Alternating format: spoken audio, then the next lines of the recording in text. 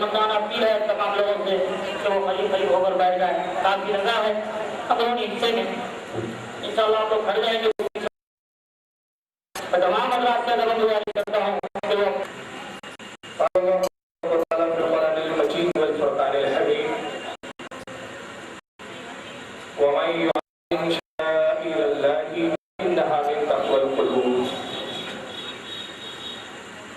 صدق اللہ العظیم صدق صادق المصدوق علیہ الصلوۃ والتسلیم.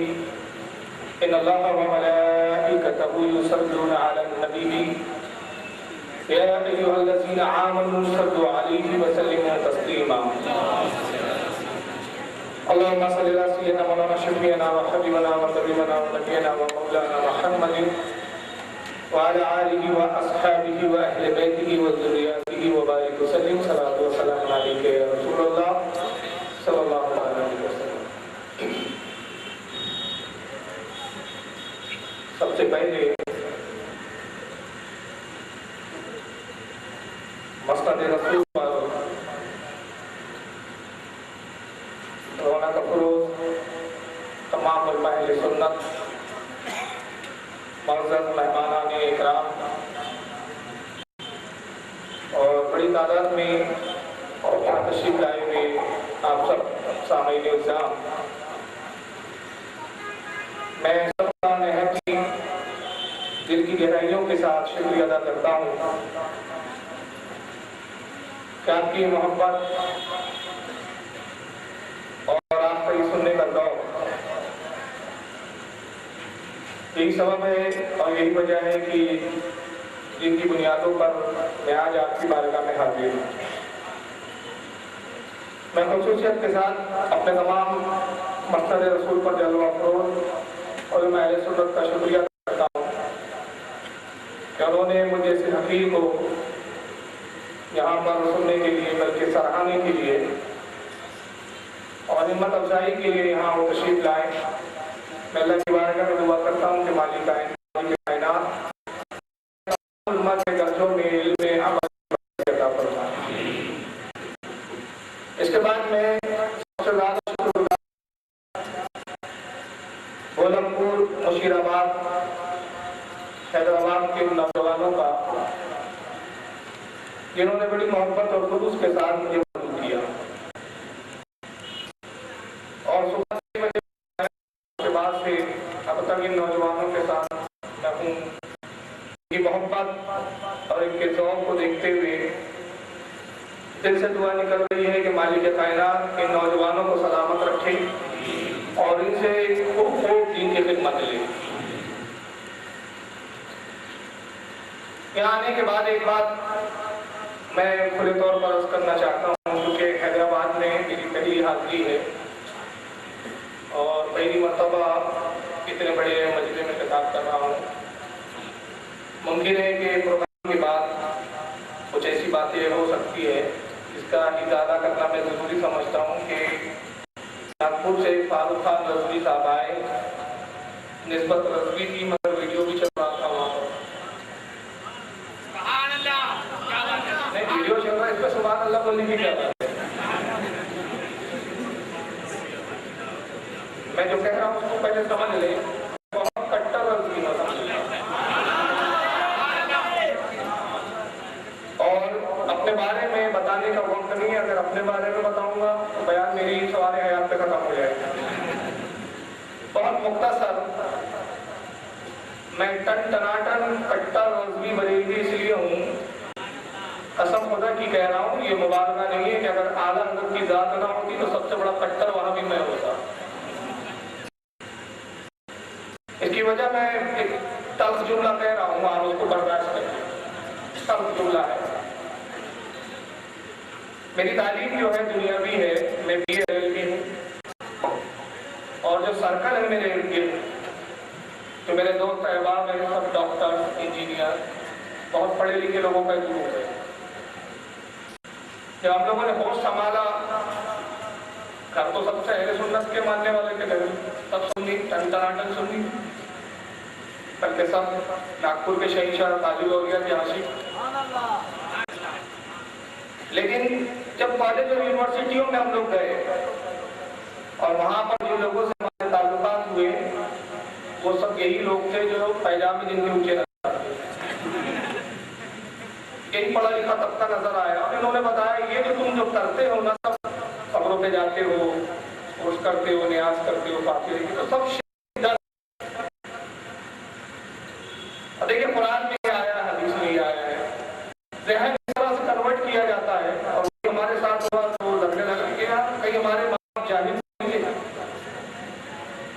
اور واقعی اہل سنت میں اگر دیکھیں اور پھر جس طرح سے بتایا جاتا ہے، بھئی سنی فرقہ جاہلوں کا فرقہ، دیکھیں روئے زمین کے سب سے بڑے جاہل، بھائی جالت کی وجہ دیکھو ڈھولیے بجاتے ہیں، قبروں پہ چادریں چڑھاتے ہیں، نیاز یہ کرتے ہیں کہ رسول اللہ نے کبھی ڈھول بجایا، رسول اللہ نے نیاز کی، اس طرح کی باتیں کی جاتی ہیں۔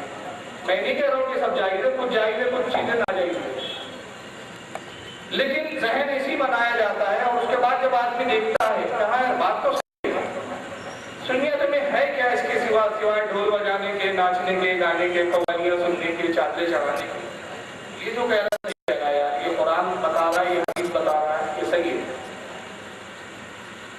لیکن ہمارے تعلیم میں ہمارے محلے میں جن کا نام تھا نور الزمان، مولانا نور الزمان کو جو پتا چلا کہ بھائی یہ پڑھا لکھا نوجوان طرف جائے، وہ مولانا کے بات آئی تو نہیں تھے، خیر میں کہیں مجھ سے پوچھتے تو، لیکن اس وقت وہی ہدایت کا اور میری رہنمائی کیا بنے، تو انہوں نے ایک دن بلایا، کہا بہادر صاحب آپ کا پورا ارادہ نہیں ہے، بیٹا تم جس لائن پہ جا رہے ہو یہ جہنم کی طرف، میں نے کہا بھائی وہ بتاتے قرآن و حدیث بتاتے، اور ہمارے یہاں کے علماء تقریروں میں باتیاں بتاتے ہیں، قصے کہانیاں سناتے ہیں، جیسا کہ دیکھتے ہیں آپ، اور اگر آپ کو دین سمجھنا ہے تو آپ امام محمد رضوی کی کتابیں پڑھیے۔ میں نے پڑھنا شروع کیا، شروع میں تھوڑی دشواریاں ہوئی کہ بڑی ٹف ہے، سمجھ میں نہیں آتی جلدی، اور وہاں پہ تو کچھ بھی سمجھ میں نہیں آتی، بلکہ میں تو یہ کہتا ہوں کہ فتاوی رضوی کی 30 جلدیں کے اوپر لاتی جائے تو سب کے مر جائے۔ تو میں لغت لے کے بیٹھتا تھا، مشکل الفاظ تھے لغتوں میں دیکھنا، پھر اس وقت ایک عالم تھے ناگپور کے ہمارے مولانا مفتی عبدالحلیم صاحب، اس وقت دعوت اسلامی کے سرپرست ہیں، ان سے قربت ہوئی۔ پھر اس کے بعد ایک عالم تھے مفتی غلام محمد خان صاحب کی طرح، مفتی اعظم مہاراج اور بنی صفت بزرگ، ان کی پھر صحبتوں میں میں جاتا تھا اور ان سے بھی پوچھتا تھا حضرت اس کو سمجھا دیجیے، اس کو سمجھا دیجیے۔ حضرت کی شاگردی کا شرف بھی مجھے حاصل ہوا۔ دھیرے دھیرے جب اعلیٰ کی کتابیں سمجھ میں آنے لگی تو معلوم ہوا کہ پورا مسلک اہل سنت والجماعت قرآن و حدیث پر ٹکا ہوا، اور میں بالکل دعوے سے کہتا ہوں الحمدللہ آج کہ مولانا احمد رضا فاضل بریلوی کا کوئی مائی کا لال ایسا ایک افسر نہیں بن سکتا جس کی تعلیم میں قرآن حدیث اقوال ائمہ یا اقوال علماء نہ ہو۔ تو بہرحال وہاں سے پھر تبدیلی آئی، اور پھر تبدیلی نے اتنا انقلاب برپا کیا کہ اسکول اور کالج کا پڑھنے والا نوجوان اسے احساس ہوا کہ نہیں، جس طرح میں نے ہدایت پائی ہے دوسرے نوجوانوں کو بھی گمراہی سے بچانا چاہیے۔ یہ میں نے بہت مختصر بتایا،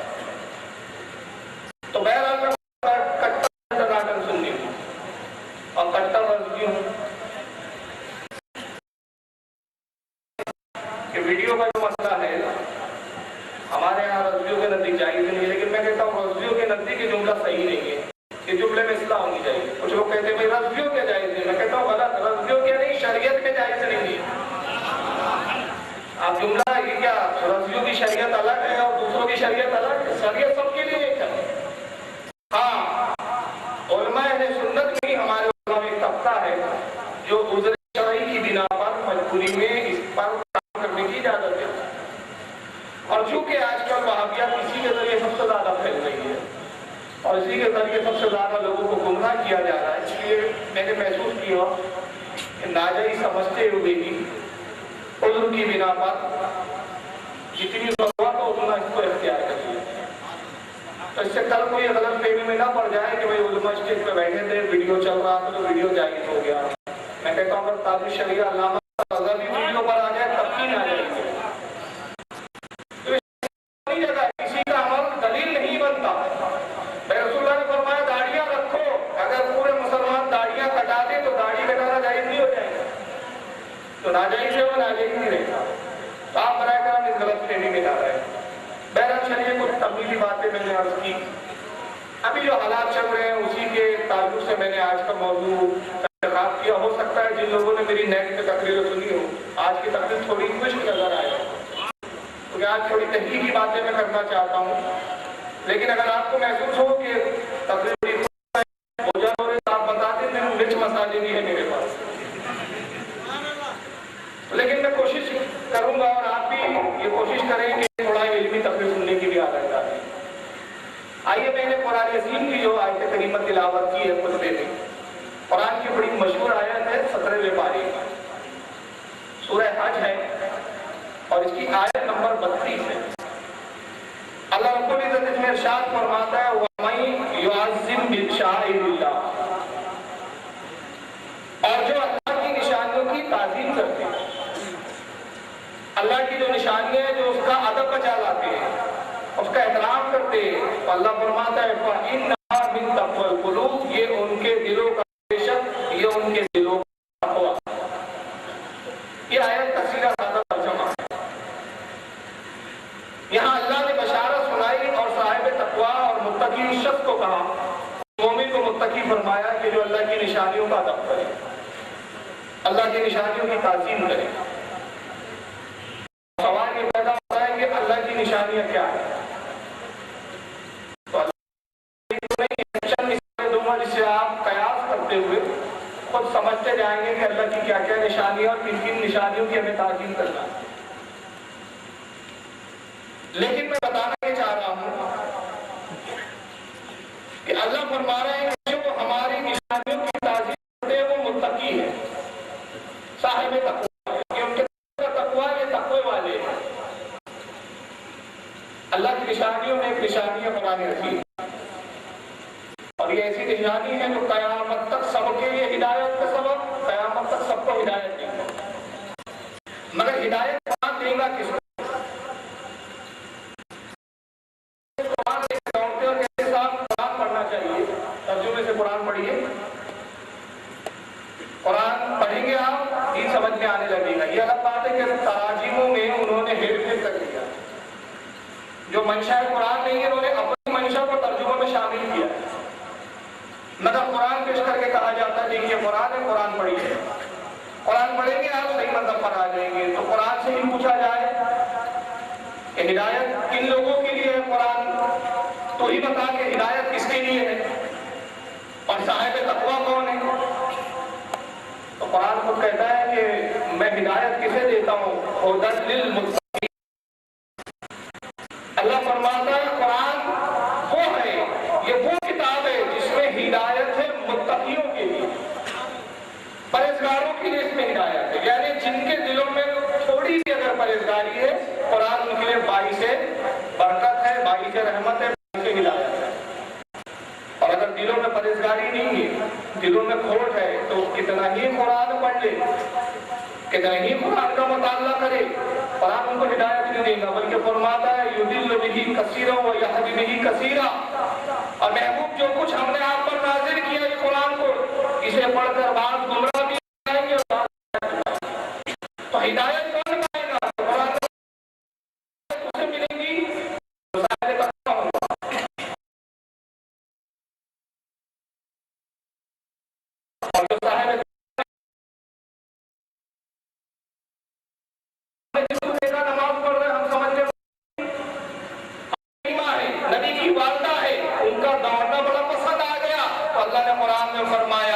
ان الصفا والمروہ من شعائر اللہ، بے شک صفا اور مروہ اللہ کی عظیم نشانیوں ہے۔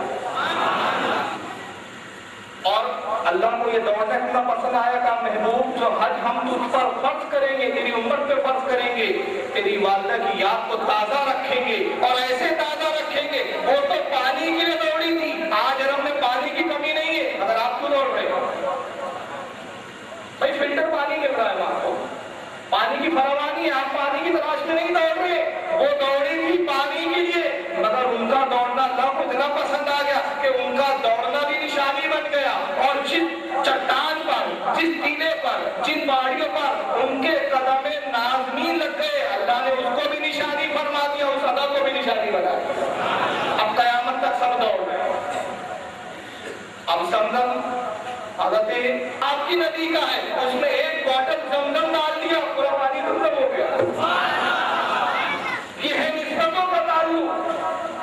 تو ایک زمزم جب پورے پانی کو زمزم بنا سکتا ہے تو نبی کی ایک محبت، نبی کی الفت کیا ایک انسان کو جنتی نہیں بنا سکتی؟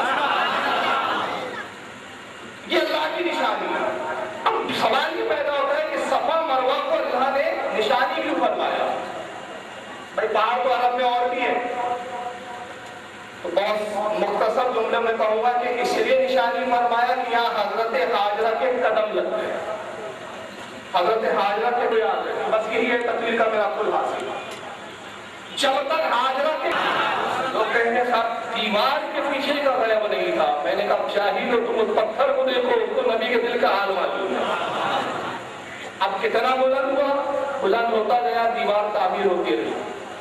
قدم لگے تھے ابراہیم علیہ السلام کے، اللہ کو گوارا نہ ہوا کہ جس پر میرے نبی کے قدم لگ جائے اس کو کچرے میں ڈال دیا جائے، اسے پھینک دیا جائے، اسے عجیب پاگل بنائے۔ اچھا شرک کیوں؟ کام نماز اللہ کے لیے، آپ نے نماز والا اسٹیپ کر دیا۔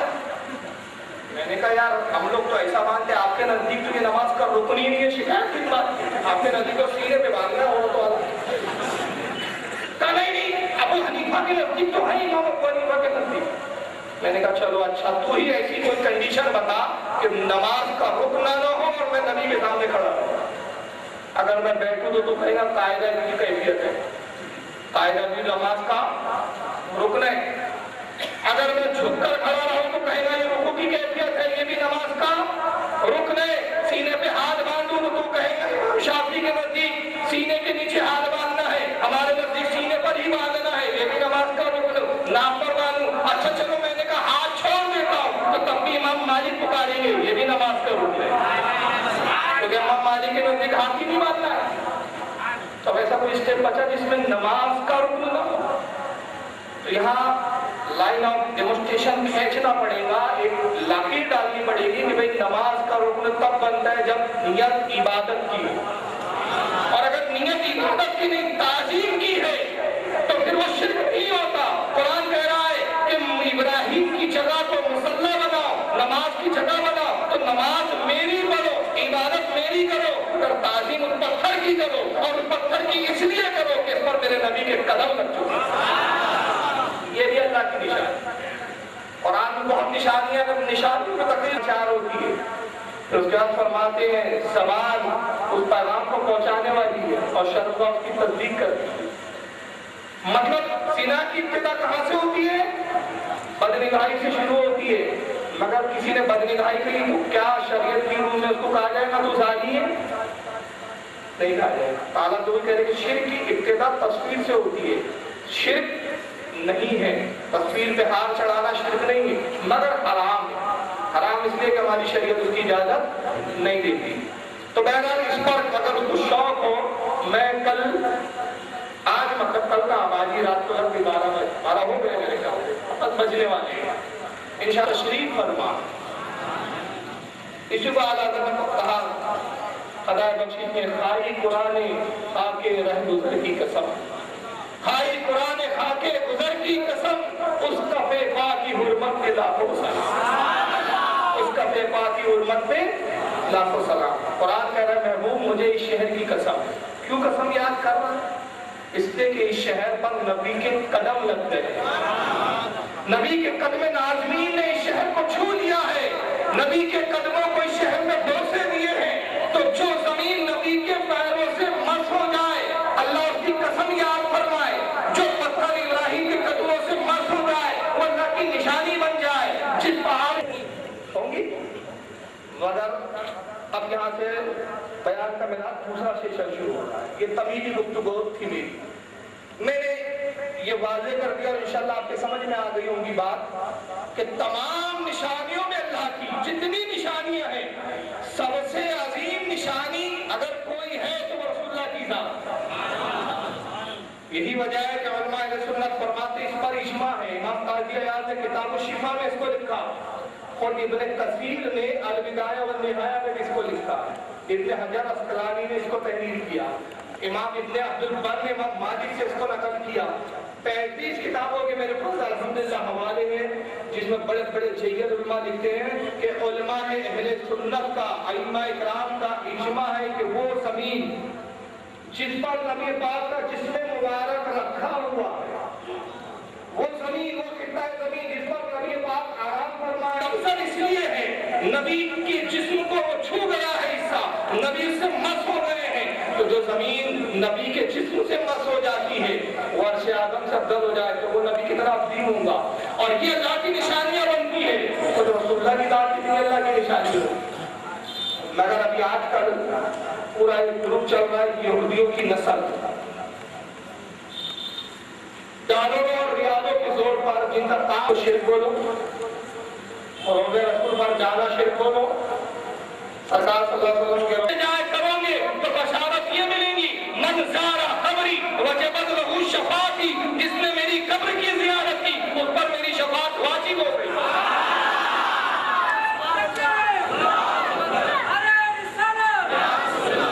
تو یہاں سے شفاعتیں ملتی ہے اور یہاں پر جہنم ملتی ہے، یہ فرق ہے۔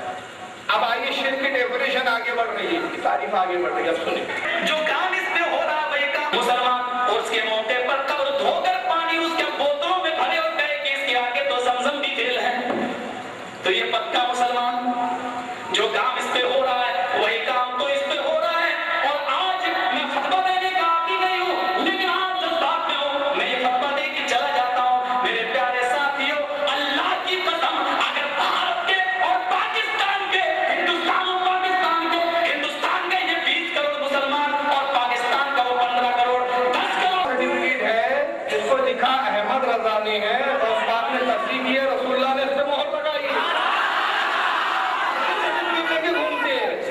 اور تمہارا تو کوئی ایمان ہی نہیں ہے۔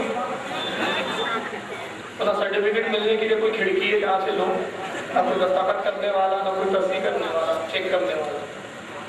اب آئیے تبصرہ، فرق کیا ہے؟ یہ کھڑی مورتی، یہ بڑی مورتی، جو کام اس پر ہو رہا ہے وہی کام اس پر ہو رہا ہے۔ ہندو ہاتھ چڑھائے تو کافر، مزاروں پہ پھول چڑھاؤ تو کیسے مسلمان؟ یہ شرک کی تعریف ہے۔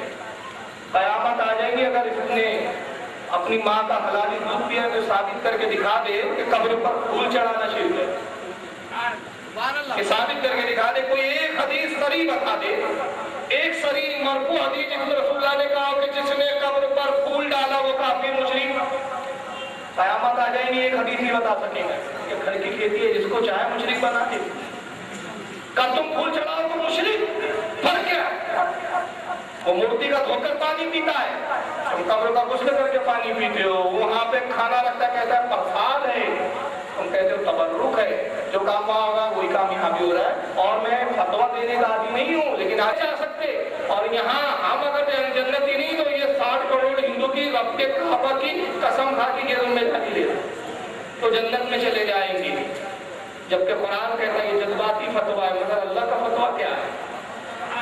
رب کا فتویٰ کیا ہے؟ رب فرماتا ہے وقودها الناس والحجارہ وعدت للکافرین، ڈرو اس آگ سے جس کا ایندھن انسان اور پتھر ہے اور ہم نے کافروں کے لیے تیار کر رکھی ہے۔ اللہ کہہ رہا ہے کافر جہنم میں جائیں گے، یہ کہتا نہیں اگر تم جہنم میں اور جنت میں تو یہ 60 کروڑ جنت میں چلے جائیں۔ یہ ان کے شرک کے فتوے ہیں، مگر میں اس پہ مختصر تبصرہ کر رہا ہوں۔ بہت سے کام ایسے ہیں جو یہ بھی کرتے اور ہم بھی کرتے ہیں۔ حج کے لیے جاتے ہو تو کعبے کا طواف کرتے ہو، وہ بھی طواف کرتا ہے قبروں کا، اس کا مورتیوں کا، یہی نہیں بلکہ تم حج کے لیے جاتے ہو تو قربانی کے بعد حلق کرواتے ہو، سر منڈواتے ہو، اور وہ بھی تروپتی بالا جی کے مندر جاتے تو وہاں بھی منڈن کروا کے آتا ہے۔ یہ بھی آپ بھی بند کر دو، یہ سب آپ قربانی کرتے ہو اور وہ کیا کرتا ہے؟ بلی دیتا ہے۔ اب یہ تو سب شرک ہو گیا نا، اس کو بھی بند کر دینا چاہیے۔ لیکن بہرحال یہ ساری جستجو مزاروں پر قبروں سے جانے کی اس لیے ہے کہ ان کو اللہ کی نشانیوں سے محبت نہیں، اللہ والوں سے محبت نہیں۔ اور یہ بولی انہوں نے اپنے باپ عبد الوہاب نجی سے سیکھی، اور عبد الوہاب نے یہ بولی کس سے سیکھی؟ اس نے ابن تیمیہ سے سیکھی۔ ابن تیمیہ ان کا ایک بہت بڑا علامہ گزرا ہے، علامہ، میں علامہ اس لیے بول رہا ہوں کہ یہ علامہ بولتے ہیں، حالانکہ اس کے عقیدے خود شرکی آتے ہیں۔ ابن تیمیہ نے کتاب لکھی ہے جو یہاں میرے پاس اس وقت ٹیبل پہ موجود ہے، اس کا نام ہے کتاب الوسیلہ۔ اب یہ کتاب میں آپ کو مانیٹر پہ دکھاؤں گا، دیکھیے کتنا گندا عقیدہ لکھا ہے، اور یہی بولی سارے وہابی آج تک بول رہے ہیں کہ قبر پھٹی، نبی باہر نکلے، نبی نے ملاقات کی، گلے ملے، بات چیت کی، جاہل رہتا ہے وہ، جاہل ہوتا ہے وہ شخص جو یہ سمجھتا ہے کہ جو قبر پھٹی، قبر سے جو نبی نکلے، نبی وہ نبی نہیں ہوتا بلکہ وہ شیطان ہوتا ہے، معاذ اللہ۔ ابن تیمیہ سے کوئی پوچھے کہ جناب ابن تیمیہ کہا، وہ تو مر گیا، مر کر مٹی میں مل چکے ہیں، لیکن ان کے ماننے والوں سے پوچھتے ہیں جو ان کا عقیدہ رکھتے ہیں کہ اللہ کے رسول نے فرمایا کہ جب میں کسی کے خواب میں ہوتا ہوں تو وہیں ہوتا ہوں، شیطان میری شکل اختیار نہیں کر سکتا۔ تو جس شیطان کو اللہ نے اتنی بھی طاقت نہیں دی کہ نبی کی شکل بنا سکے، تو نبی کی قبر میں گھسے گا، پہلے قبر پھاڑے گا اور باہر نکلے گا۔ اس سے بڑی بھی کوئی گستاخی ہو سکتی ہے؟ تو کیا اتنا اختیار ہے اس کو؟ تو معلوم ہو گیا، دیکھو ابن تیمیہ کا باطل عقیدہ کہ نبی کی قبر سے جو نکل رہا کہتا نبی نہیں ہے، شیطان ہے۔ تو شیطان میں تو اتنی طاقت مانتا ہے کہ وہ نبی کی قبر میں جائے اور قبر پھاڑ کے پھر نکل جائے، مگر رسول اللہ کے بارے میں عقیدہ یہ ہے کہ نبی تو بے بس ذرہ بھی نہیں لا سکتے۔ تو کس کے پیروکار میں یہ لوگ؟ کس کے بندے ہیں یہ لوگ؟ شیطان۔ اب میں ایک طرف جملہ کہہ رہا ہوں، ہو سکتا ہے وہاں کو گرا گزرے، مگر تمہارے امام نے نصیب نہیں ہوں گا۔ رسول اللہ کے روزے کی عظمت کو امام نے کیا کہا؟ 70,000 صبح ہے، 70,000 شام، 70,000 صبح ہے، 70,000 شام۔ یوں بندگی زلف و رخ آٹھ و پہر کی ہے، یوں بندگی زلف و رخ آٹھ و پہر کی ہے، جو ایک بار آئے دو بار نہ آئیں گے، رخصت ہی بارگاہ سے بس اس قدر کی ہے۔ ہاں ہاں رہے مدینہ ہے غافل ذرا تو جاگ، ہاں ہاں رہے مدینہ ہے غافل ذرا تو جاگ، او پاؤں رکھنے والے یہ جا چشم سر کی ہے، او پاؤں رکھنے والے یہ جا چشم سر کی ہے، محبوب رب عرش ہے اس قبہ میں، قبہ امت حضرت، محبوب رب عرش ہے اس قبہ میں، پہلو میں جلوہ گاہ عتیق و عمر کی ہے، کعبہ ہے بے شک انجمن آرا دلہن مگر، ساری بہار دلہنوں میں دلہا کے گھر کی ہے، کعبہ دلہن ہے تربت اطہر نہیں دلہن، یہ رشک آفتاب وہ غیرت کمر کی ہے، اس کے طفیل حج بھی خدا نے کرا دیے، اس کے طفیل حج بھی خدا نے کرا دیے، اصل مراد حاضری اس پاک در کی۔ یہ امام احمد رضا کے نزدیک رسول کی بارگاہ کا وہ مقام ہے، لیکن دیوان کے اس وقت سب سے بڑے عالم ہمارے اہل سنت کے علامہ ازہری ہیں۔ خیر میں دوسرے علماء کی نفی نہیں کر رہا ہوں، سب کے پیر اپنے اپنے نزدیک بڑے، میں مثال دے رہا ہوں۔ بالفرض علامہ ازہری میاں فلائٹ کا ٹکٹ بھی بھیجے مجھے، ٹکٹ کے ساتھ کھانے پینے کا سامان بھی بھیجے، دو چار ان کے خادم بھی میرے پاس آ جائیں اور کہے کہ ازہری جی نے فوراً آپ کو بلایا ہے، ہم لینے آئے ہیں، یہ کھانے پینے کے راستے میں سب ٹینشن نہیں، کھانے پینے کا سامان بھی ہے، یہ فلائٹ کا ٹکٹ ہے، بس ابھی پلین ہے، بیٹھیے بس نکلنا ہے۔ اب ایسی صورت میں آپ میں سے کوئی عام آدمی آ جائے، میں مثال دے رہا ہوں بھائی، آپ یہ نہ سمجھے کہ عام بول رہا ہوں، اور کہ حضرت تھوڑا سا کچھ گفتگو کرنا ہے، تو میں کیا کروں گا بتائیے؟ میں کہوں بھائی آپ آگے، سفر بڑا اہم ہے مگر رک اس لیے رہا ہوں تاکہ امت کو تعلیم ہو جائے کہ جب میں افضل ہو کر ادنا کی قبر کی زیارت کرنے جاتا ہوں تو تم ادنا ہو کر افضل کی قبر کی زیارت تو نہیں کرتے۔ کرنا چاہیے. اور دوسرا یہ کہ معراج اچھا سفر تھا کہ برا سفر تھا؟ نیک سفر تھا نا، مبارک سفر تھا نا. معراج تو بعد میں ہوئی ہے، زیارت پہلے قبر پر کی. اچھا رکوانے کی کیا ضرورت تھی؟ موسیٰ علیہ السلام سے ویسے بھی ملنا تھا نا، جہاں سب نبی نماز پڑھیں گے ابھی بیت المقدس میں، وہی بھی ملاقات ہو سکتی تھی. قبر پر ہی کیوں رکوایا؟ جبریل جائے درباروں سے اس دھرتی کو پاک کر کے، جہاں زید بن خطاب کا قبہ تھا، جہاں خدیجہ کے دربار تھے، جہاں صحابہ کی قبریں تھی، ان سارے درباروں سے اس دھرتی کو پاک کر کے یہاں ایک اللہ کے گھر کو چھوڑا گیا اور اعلان کیا گیا لوگوں یہ پیشانی جھک سکتی ہے تو عرش والے کے سامنے، اور بندے کی پیشانی بندے کے سامنے نہیں جھکا کرتی. اللہ رحمت کرے امام عبدالعزیز آل سعود رحمت اللہ علیہ پر، جس نے ایک بار پھر اس دھرتی کو شرک سے پاک کیا اور رب کے گھر میں کھڑے ہو کر رب سے ڈر کر کہتا ہوں اللہ کی قسم کائنات کی سیر کر لو، اللہ کی قسم کائنات کی سیر کر لو، آپ کو امام عبدالعزیز رحمہ اللہ کی اس پاک سرزمین کے علاوہ کوئی دھرتی نظر نہیں آئے گی جہاں پر اللہ کے ساتھ کسی اور کو شریک نہ کیا جائے. یہ وہ دھرتی ہے جہاں پہ گردن جھکتی ہے تو اللہ کے سامنے، آواز بلند ہوتی ہے تو اللہ کے نام کی، اللہ کے علاوہ کسی اور کی درگاہ نہیں ہے. اس دھرتی کو پاک کر دیا گیا. اس پوری تقریر کے جملے میں آئیے جنت البقیع کے میں کچھ فوٹو کے ہندوستان جس میں جو بڑا قبہ نظر آ رہا ہے، بڑا گنبد، یہ حضرت خدیجہ الکبریٰ رضی اللہ تعالیٰ عنہ کی مزار ہے. اس قبے کو دوسرے اینگل سے تھوڑا بڑے اس میں دکھایا گیا ہے. یہی اینگل کو اور دوسرے بڑے اینگل سے یہ ڈھانے کے بعد کی پوزیشن. مجھے بڑی پیاری بات یاد آ رہی ہے، موجودہ جنت المالا ہے. آپ نے وہاں دیکھا ہوگا یہ حضرت خدیجہ الکبریٰ کی مزار پہ لکھا ہے خدیجہ، اسلام آباد مہاراشٹر کا ایک علاقہ ہے. وہاں پہ ایک پیرے طریقت بھی آئے ہوئے تھے، مجھے ان کا بھی نام تو میں یاد نہیں رہا، بہت بڑے سلسلے کے پیر ہیں، ان کی صدارت میں جلسہ تھا. تو یہ تقریر ہوئی رد کے بعد جب کھانے پہ بیٹھے تو انہوں نے اپنا ایک بڑا پیارا واقعہ سنایا. اب تک الحمدللہ وہ تقریباً 32 حج کر چکے ہیں اب تک. وہ میرے طریقت مجھے سنانے لگے کہ فاروق میاں آپ جب تقریر کر رہے تھے تو مجھے ایک واقعہ اپنا یاد آ رہا تھا. میں نے اس پہ جملہ کہا تھا کہ تختیہ نہیں ہے، نام مٹا دیے، تو اس پر ان کو ایک بات ہے کہا کہ جنت البقیع میں پولیس والے کھڑے ہوتے ہیں، آپ جب مزار پہ جائیں فاتحہ پڑھے تو پولیس والا آئے گا آپ کا ہاتھ کو جھٹک دے گا، خالی دعا دے گا. قبر کو چومنا تو بہت دور کی بات ہے، چوم لیے تو مارے گا آپ کو. پر آپ کھڑے رہیے، دیکھیے، چلے جائیے. اور اگر اس پولیس والے سے آپ نے پوچھ لیا، وہ پاکستانی بھی ہوتے ہیں خبیثی یہ جو اردو بول لیتے ہیں کچھ بنگلہ، اس کو ڈھایا گیا تو کچھ سنیوں نے یہاں پتھر وغیرہ نشانی کے طور پر لگا دیے تھے، اس پہ کچھ ہرا رنگ کر دیا تھا. نزدیک خبیثوں کو یہ بھی گوارا نہیں ہوا. 1992 میں 92 میں اچھی ملتی ہے اور مکتب فکر میں ملتی. آپ صرف دیوبندیوں کی اردو میں جو کتاب ہے فتاوی رشیدیہ اٹھا لیجیے، اس میں رشید احمد گنگوئی کا فتویٰ آپ کو ملتا ہے. کہتا رسول اللہ کے والدین کے ایمان میں اختلاف ہے اور امام صاحب کا مذہب یہ ہے کہ ان کا انتقال کفر پر. یہ بتا دیا ہم کو، یہ وہابی ہے، اس کے مت جاؤ، اس کا کھانا مت کھاؤ، اس کے بیچ اپن سب مسلمان نا، ایک کعبہ، ایک قرآن، ایک رسول.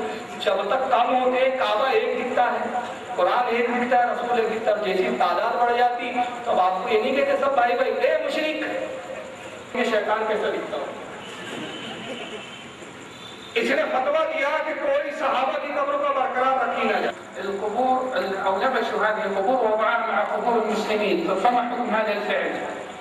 اس کا سوال یہ ہے کہ قبور کو ڈھانے کے بارے میں جو فتویٰ دیا گیا ہے آپ کا یہ حکم، آپ کا یہ کام. قبے وغیرہ جو تھے، گنبد وغیرہ سب ڈھہ گئے، تب بھی ان کے دلوں کو چین نہیں مل جاتے ہیں. بھائی ڈھانچہ ہوں گا ختم ہو جائے گا، لیکن عقیدہ اہل سنت کی حقانیت کو آپ دیکھیں. جب بم وسفوٹ ہوتا ہے، پہلے کی مزار کا فوٹو ہے،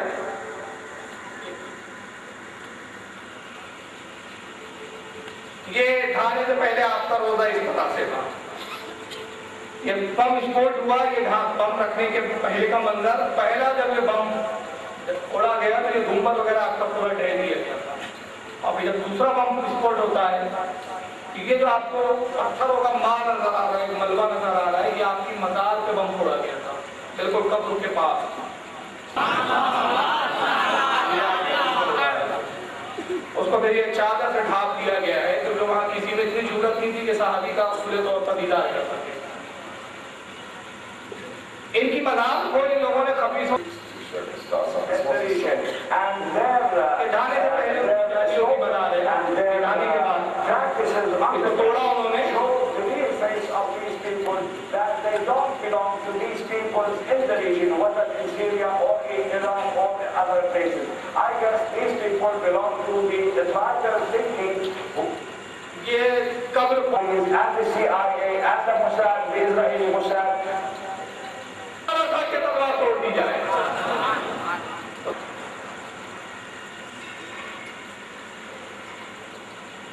اور ابھی حال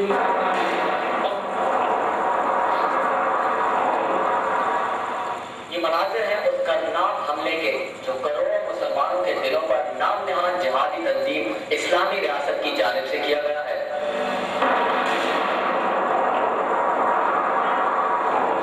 عراق اور شام کی شدت پسند تنظیم داعش نے عراق کے شہر موصل میں واقع پیغمبر خدا حضرت یونس علیہ السلام کا مزار مبارک دھماکے سے مکمل طور پر شہید کر دیا ہے. غیر ملکی ذرائع ابلاغ کے مطابق شدت پسندوں نے مزار کو شہید کرنے سے قبل اس کے احاطے میں موجود مسجد کو خالی کروایا, جس کے بعد مزار کے اطراف اور اندر بھاری دھماکہ خیز مواد نصب کر کے اسے دھماکے سے شہید کر دیا گیا.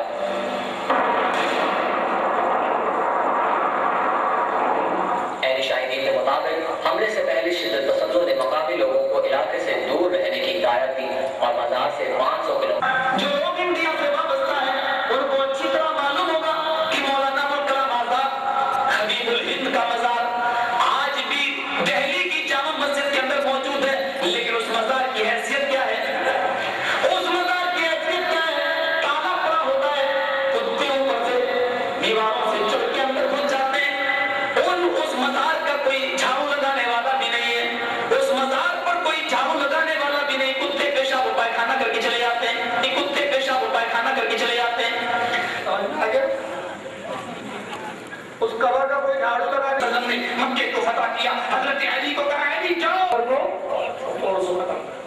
یہ ہے وہ حدیث جس کی بنا پر یہ کہتے ہیں جو ہم لوگ کام کر رہے ہیں سنت کے مطابق. اسی حضرت علی ابن ابی طالب رضی اللہ تعالیٰ عنہ نے ابو الحجاج کو یہ باقاعدے فرمان دے کر کے بھیجا کہ الا ابعثک علی ما بعثنا علیہ رسول اللہ صلی اللہ علیہ وسلم الا تدع تمثالا الا طمست ولا قبرا مشرفا الا صفيت. رواہ مسلم, صحیح مسلم کی روایت. ان پیروں کو, ان پرانوں کو, قبروں کے مجاور سجادہ نشینوں کو اور ان مولویوں مفتیوں کو اور حرام کھانے والے ہمارے ملک کے ان ملاؤں کو یہ حدیث شریف بتائی جائے کہ ظالم حضرت علی ابن ابی طالب رضی اللہ تعالیٰ عنہ نے اپنے غلام ابو الحجاج کو یہ کہہ کر کے بھیجا کہ کیا میں تجھے اس کام کے لیے نہ بھیجوں جس کام کے لیے مجھے نبی کریم صلی اللہ علیہ وسلم نے بھیجا تھا کہ جہاں بھی کوئی مورتی نظر آئے اس کو ختم کر دو, بڑا قبر مشرفا الا صفیتا, اور جہاں کہیں بھی اونچی پختہ قبر نظر آئے اسے پست کر دو. یہ نبیوں کا کام ہے, یہ صحابہ کا کام ہے. مسلمانوں کو اور ان بنے ہوئے درگاہیوں کو اس نے کہا ایسا لگتا ہے کسی پاگل کتے نے کاٹا ہے. کہتا ہے کہ حرام کھانے والے ملاؤں, ہندوستان کے حرام کھانے والے ملاؤں سے کہہ دو, یعنی ہمارے علماء کو اتنے حرام کھانے والا کہا. الحمدللہ ہم تو اپنے بزرگوں کا صدقہ کھاتے, نجی کی خبیث ریاض سے تو کھاتا ہے حرام کو, اس لیے ہمارا ایسا ہوا. ہمت ہوتی ہے ہندوستان میں بات کرتا. اب میں کہہ رہا ہوں اگر تم حرامی نسل کا نہیں ہے تو اس پہ مناظرے کرنے کے لیے تیار ہو جا.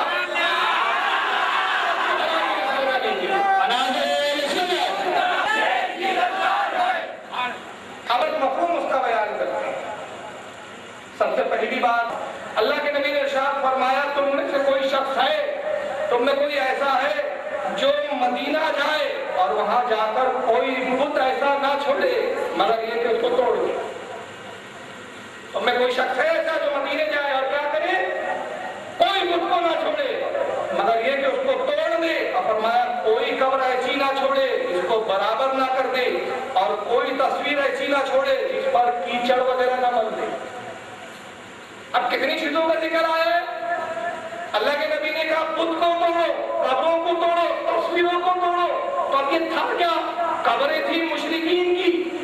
مشرکوں نے اپنے باپ دادوں کی قبروں کو پکا بنا دیا تھا اور ان کو سجدہ کرتے, عبادت کرتے تھے. وہاں ان کی تصویریں لگا رکھی تھی, وہاں بت بھی نصب کر رکھے تھے. नबी ने फरमाया ये सब शिर्क की चीजें, कौन है तुम में से जो जाए इनको छोड़ दे, इनको जिसको नाबूद कर दे। हज़रत अली फरमाते एक शख्स तैयार हुआ था मैं जाऊंगा, जब वो मदीने में गया तो वहां के मुशरिकीन ने इसको घेर लिया था, अरे एक भी मुझको हाथ नहीं लगाने दी, एक कब्र को नहीं छूने देंगे। चुनांचे हज़रत अली फरमाते वो मरूब होकर डर कर वापस आ गए। इमाम अहमद ने तो इतना ही नकल किया। अब हदीस में एक लफ्ज आया जिसको मेराज रब्बानी ने भी पढ़ा। आइए वो हदीस जो मेराज रब्बानी ने पढ़ा है वो क्या है मैं सुना देता हूँ। ये मुस्लिम शरीफ की हदीस उसने पढ़ी है तो कब्रों को ढाने की दलील में उसने बयान की। और वो हदीस ये है, आइए इसको मैं आपको दिखा भी देता है। सफा 312 जिन पर एक है, माफ कीजिएगा, सफा 312 थोड़ी बारी किताबत है, मॉनिटर आता जिसने फतवा दिया, जिसका नाम है अब्दुल अजीज अशुबल, इसको बढ़िया चुबल कभी अकेले सोच दिया। इनके याद में अपने इंडिपेंडेंस इसमें पूरी खबर आई। जब इस खबर की नशर हुई नेट पर भी और अखबारों में भी, हुकूमत ने फौरन बयान बदला और कहा कि साहब वो मुफ्ती ने अपनी राय दी है, हुकूमत का भी ऐसा कोई फैसला ले। तो उसकी दलाइल के तौर पर एक चीज में दिखा रहा हूँ आपको कि मजमे की बात नहीं है, हम कहाँ का चैलेंज करते वो भी देख लीजिए। मगर अब तक नजदी ने किसी माँ ने ऐसा नजदी पैदा नहीं किया जो अहले सुन्नत के आलिमों के साथ रह के कोई बात को साबित करते।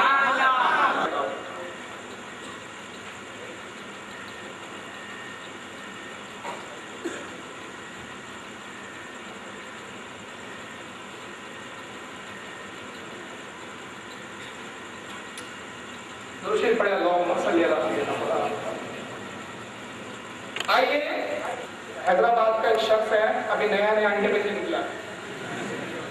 मैं नाम भी लेना पसंद नहीं कर रहा हूँ, लेकिन नाम ले लूंगा तो आप समझेंगे। और मैंने बहुत जगह मुझे कुछ लोगों ने इसको बोला यार इसका मत करो, मैंने कहा छिलते का रख करके क्या फायदा, इसके बाप से अपने जब चैलेंज कर दिए तो इससे क्या बात करें। फिर बता देता हूँ इशारा, नाम आप बता दीजिएगा। जाकिर नाइक की औलाद है नाइक, मालूम है आपको, कुछ पठान चाहिए मुतलब। हाँ उसको अगर शौक हो तो अपने बाप को तैयार करें, मैं छिट्टों के साथ बैठना पसंद नहीं करता। जाकिर नाइक उसका बाप है, वहीं से उसने ट्रेनिंग ली है। अब जब छोटे मियाँ तो छोटे मियाँ, बड़े मियाँ तो सुभान अल्लाह। जाकिर नाइक की 3 क्लिपें पहले सुने जो आज से 3 साल पहले उसने बयान की। आइए पहली की बात है, मतलब सिफारिश वसीला हराम है। जो आज की लिखा हुआ है सिर्फ उनको इजाजत है जो अल्लाह ताला आखिरत में उनको इजाजत देंगे, मोहम्मद सल्लल्लाहु अलैहि वसल्लम आखिरत में। आज की तारीख में हम मोहम्मद सल्लल्लाहु अलैहि वसल्लम से भी नहीं मान सकते। बाकी लोगों को छोड़ो, संत और बाकी बाबा लोगों को छोड़ो, मोहम्मद सल्लल्लाहु अलैहि वसल्लम को भी मानना हमारे लिए हराम है। जो शख्स मर चुका है हम उन्हें इज्जत करते हैं, मोहम्मद सल्लल्लाहु अलैहि वसल्लम से मोहब्बत करते हैं, उनसे प्यार करते हैं, लेकिन उनकी पूजा नहीं करते। कौन पूजा करता रसूलुल्लाह की? बाकी बाबा और संतों को छोड़ो, रसूलुल्लाह से भी मांगना है। अब आइए दूसरी क्लिप। नबी के हवाले से मानना गलत है, नबी के सदके हमें ये चीज जरूरी करते हैं। अगर आप मोहम्मद सल्लल्लाहु अलैहि वसल्लम के सदके से भी मानते बिल्कुल गलत है।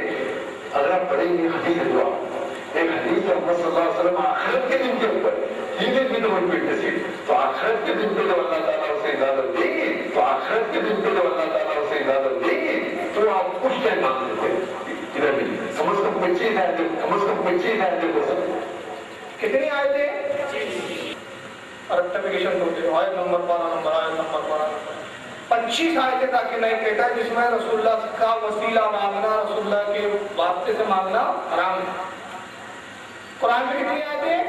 25 आयतें बोलता। आज की तारीख में हम नहीं मांग सकते, जब आखिरत में रसूलुल्लाह को इजाजत देंगे अल्लाह ताला तब मांग सकते हो। चाहे ये नहीं मालूम वसीले का ताल्लुक दुनिया में है और आखिरत में जिस चीज की इजाजत मिलेगी वो शफाअत है। दोनों अलग चीजें उत्तम उत्था गलती हो। शफाअत का इज़्न दिया जाएगा, हालांकि अल्लाह ने कुरान में फरमाया महबूब हम आपको शफाअत का इज़्न भी दे चुके हैं। वहां तो अल्लाह के रसूल आजिजी के तौर पर इजाजत तलब करेंगे और अल्लाह इजाजत अता फरमाएगा। वरना कुरान ने तो पहले ही फरमा दिया कि वला युती रब्बुक वला युती का रब्बुक फतरदा महबूब हम आपको इतना देंगे कि आप राजी हो जाओ, पेशगी फरमा दिया। तो ये कहते हैं कि वहां जब इजाजत देंगे तब वसीला मांग सकते, अभी नहीं मांग सकते। अब तीसरी क्लिप सुनिए। 25 कम से कम आए थे, या 25 कम से कम आए थे। आपको तो जानने का था, एक सिर्फ बात बताओ जिसमें वसीला लिखा हुआ है। सिर्फ कुरान में 2 आयत है जिसमें लिखा हुआ है कि वसीला करना गलत है, सिर्फ जिनको अल्लाह सुब्हानहू व तआला इजाजत देंगे। और ये जिसमें आता है कि मोहम्मद सल्लल्लाहु अलैहि वसल्लम को आखिरत के दिन तक अल्लाह सुब्हानहू व तआला इजाजत देंगे, वसीले का हमदर बनाएंगे। ये हदीस में आता है जब हम 25 आयतें जिसमें वसीला नहीं मांगे।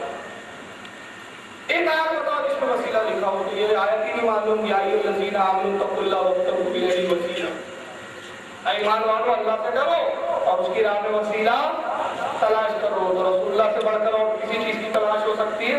रसूल से बढ़कर कोई वसीला हो सकता है? साफ मौजूद है। यहाँ भी उसने दावा किया कि कुरान में 25 आयतें जो यहाँ नहीं तो वहाँ क्या है, शिर्क हर जगह शिर्क है। लेकिन ये इनके घर की तारीफ है, ये किताबों की बात नहीं करते। एक तरह की तारीफ, एक मुफ्ती से तारीफ ने कोई किताब में लिखा, वो जाकिर नाइक दिखा दे मुझे। अब आइए चौथी की लिस्ट सुन लीजिए।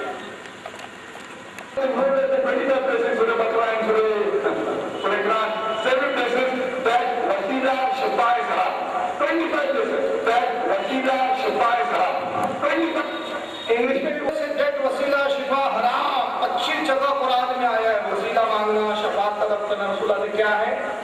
हराम है। और भी बहुत सारी चीजें हैं। 4 काफी आपके के बताने के लिए कितने बार इसने दावे किया।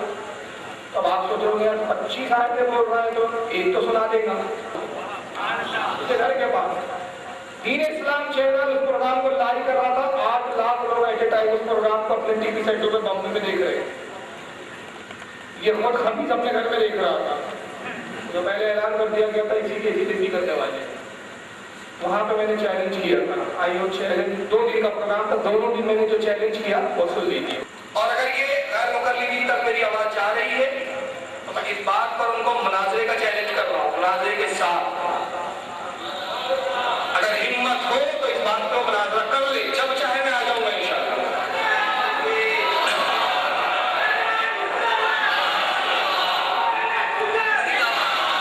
नागपुर में कहा था, आज यहाँ उनके इलाके में कह रहा हूँ, जाकिर साहब बहुत गैर मुस्लिमों से आपने ग्रंथों पे मुनाजरा किया है। हिम्मत हो तो इस फकीर बरेली से मुनाजरा करके दिखा।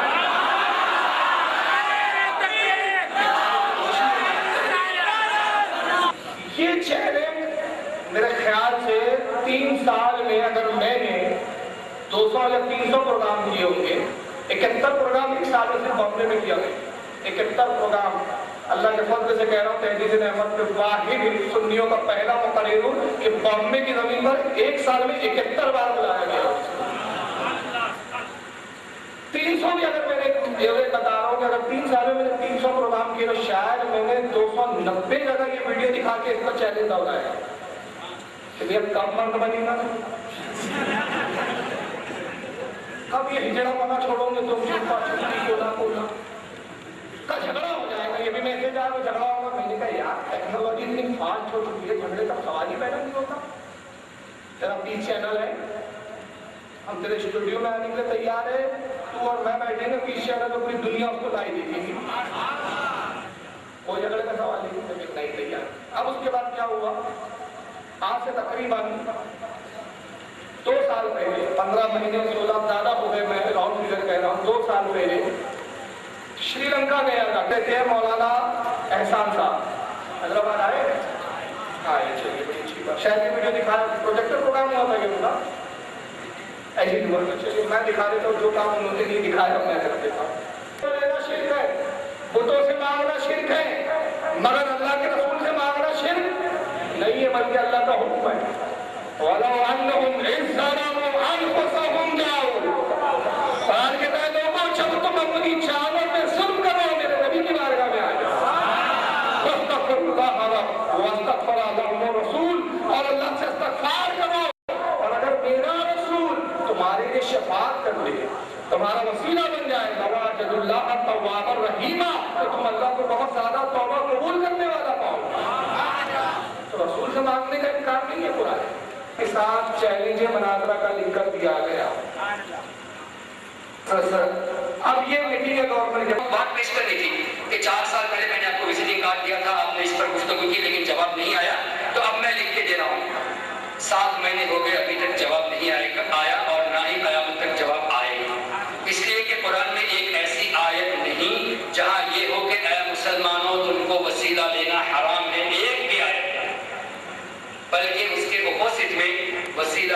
سوال جواب رکھنا ہے.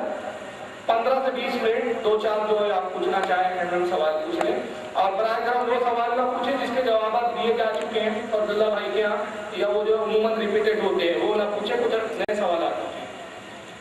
10 سے 15 منٹ کیونکہ کافی وقت ہو گیا ہے. کوئی بھی حضرات کچھ بھی اگر سوال پوچھنا چاہ رہے ہیں تو ان کے ذریعے میں پہنچا دیا جائے گا, تو اپنے نام کے ساتھ سوال کریں, انشاءاللہ اس کو قرآن و حدیث کی روشنی میں مستقل جواب دیا جائے گا.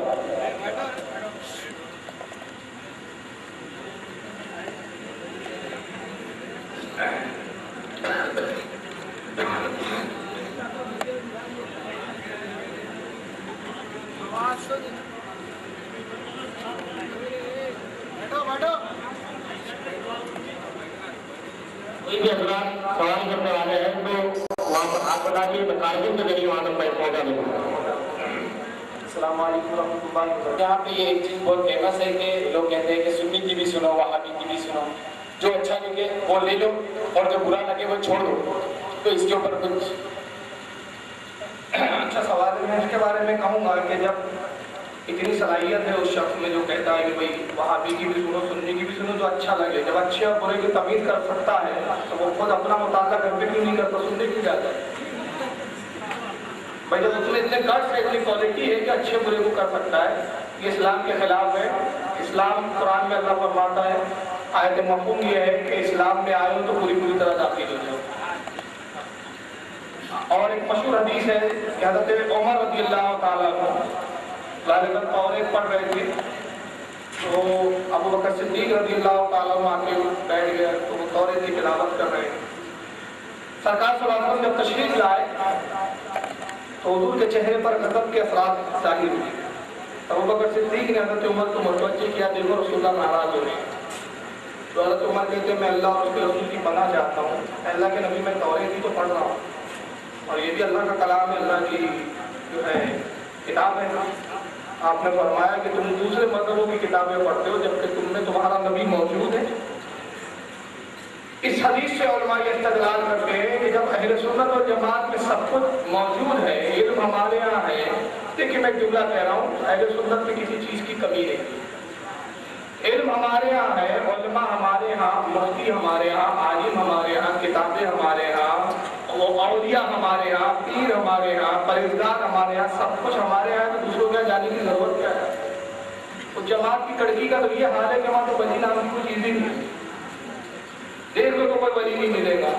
تو سب کچھ تو ہے, آپ کو دوسری طرف جانے کی کیا ضرورت ہے؟ اپنے علماء کی کتابیں پڑھیں, قرآن پڑھنا ہے تو اپنے علماء کا ترجمہ پڑھیں.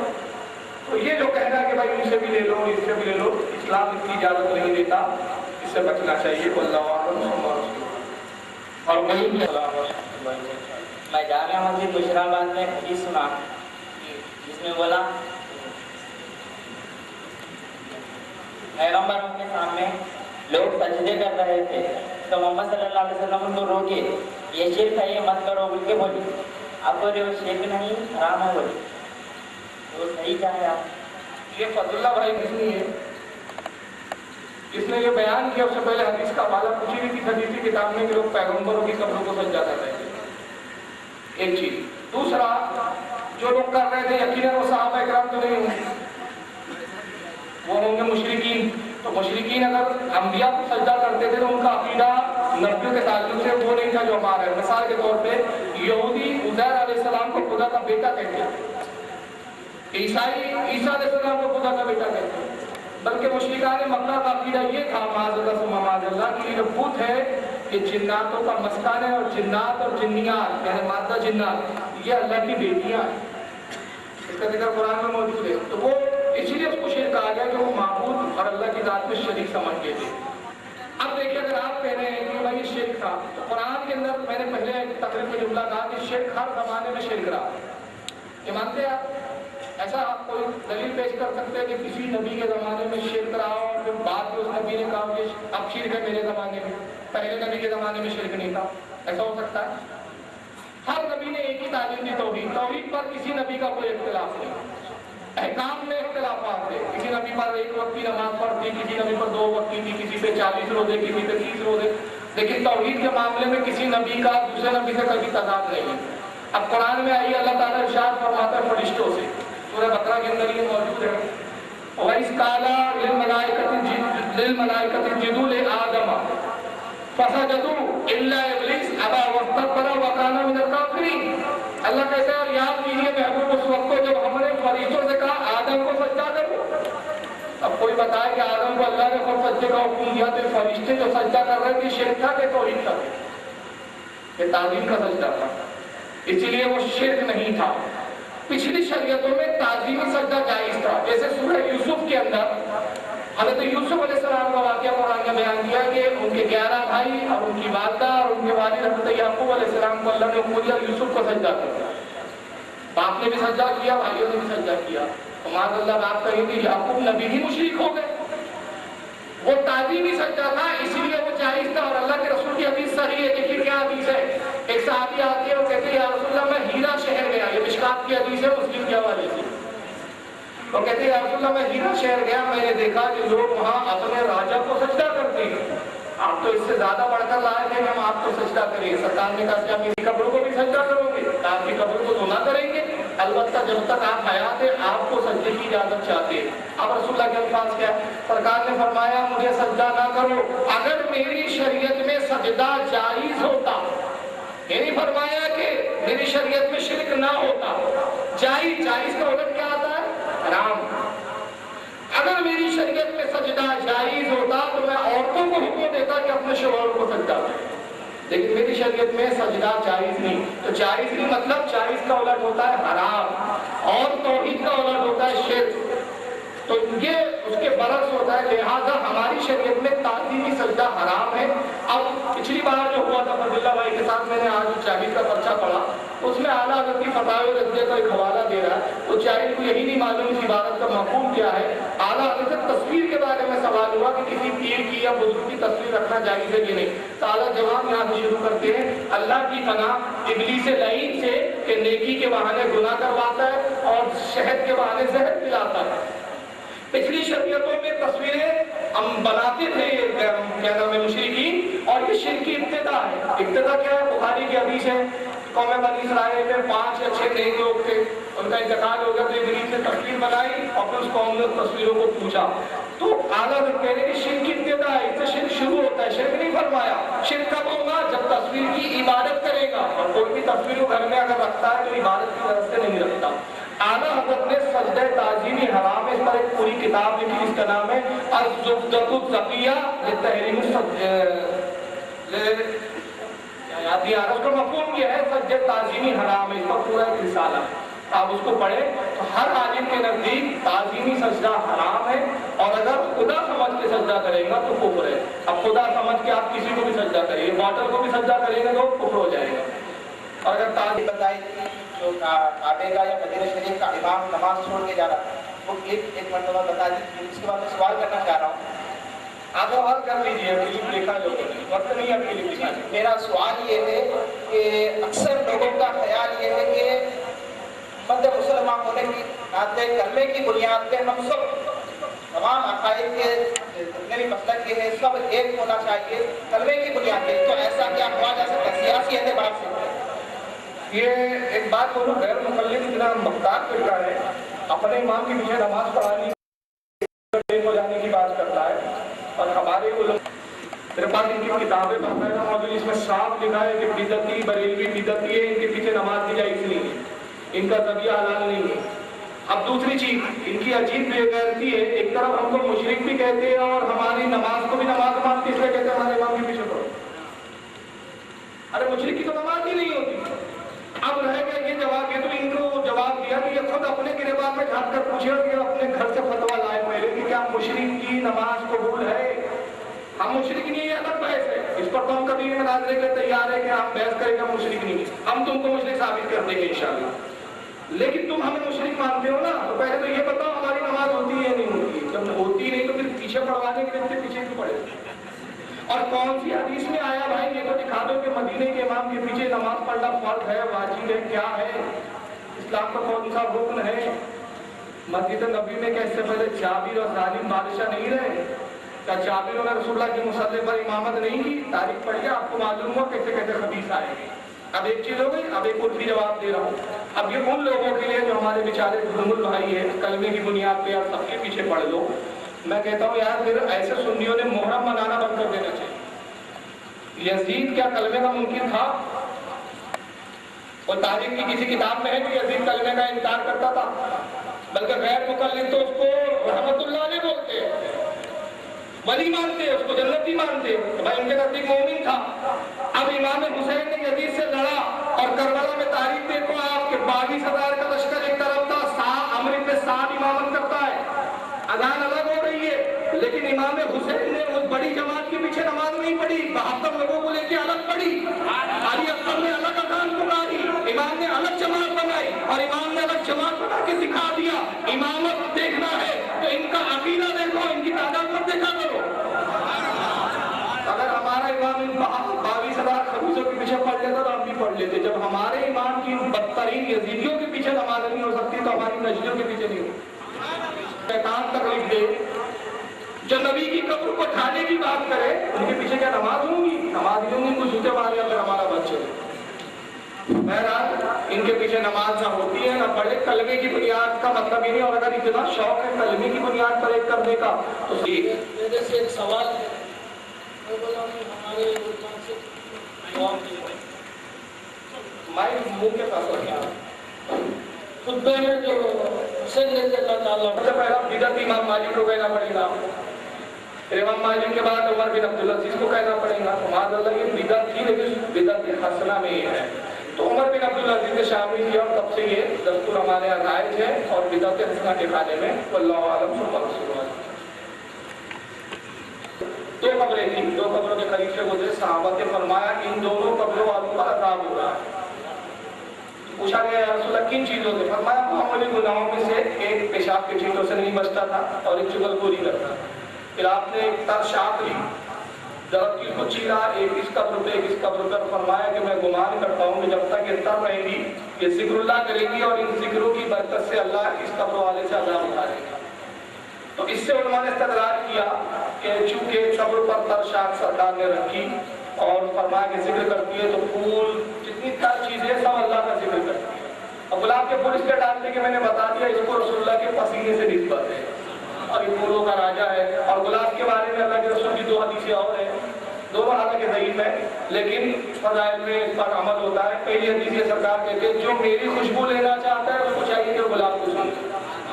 اور فرمایا کہ جب گلاب سنو تو پہ درود پڑھو. اور دوسری حدیث میں فرمایا اللہ کے نبی نے کہ سب سے بہترین تحفہ پھول ہے کہ نہ دینے والے پہ بار نہ لینے والے پہ بار.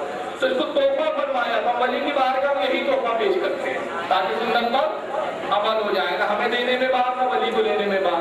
تو اس لیے یہ ڈالنا جائز ہے.